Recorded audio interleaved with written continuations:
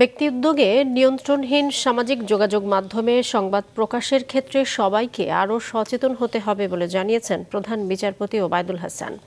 বিকেলে রাজধানীর আগারগাঁওয়ে মুক্তিযুদ্ধ জাদুঘর মিলনায়তনে মুক্তিযুদ্ধ বিষয়ক সাংবাদিকতার জন্য বজলুর রহমান স্মৃতি পদক 2023 প্রদান অনুষ্ঠানে তিনি আরও বলেন, আদালত ও বিচার প্রক্রিয়া নিয়ে সংবাদ প্রকাশে গণমাধ্যমকে আরও দায়িত্বশীল ভূমিকা পালন করতে হবে। সেরা প্রতিবেদক হিসেবে 3 জন সাংবাদিকের হাতে পুরস্কার তুলে দেন তিনি। অনুষ্ঠানে আরও উপস্থিত ছিলেন ঢাকা বিশ্ববিদ্যালয়ের সাবেক উপাচার্য অধ্যাপক ডক্টর আ মশারেফিন সিদ্দিক সহ মুক্তিযুদ্ধ জাদুঘরের ট্রাস্টি ও জুরি বোর্ডের সদস্যরা।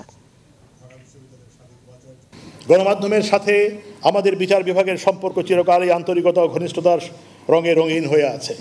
একই সাথে বিচার বিভাগ একটি সংবেদনশীল ক্ষেত্রও বটে। ফলে আদালত ও বিচার প্রক্রিয়া নিয়ে তথ্য প্রকাশের ক্ষেত্রে আমরা গণমাধ্যমের কাছ থেকে দায়িত্বশীলতা ও সচেতনতা প্রত্যাশা করি।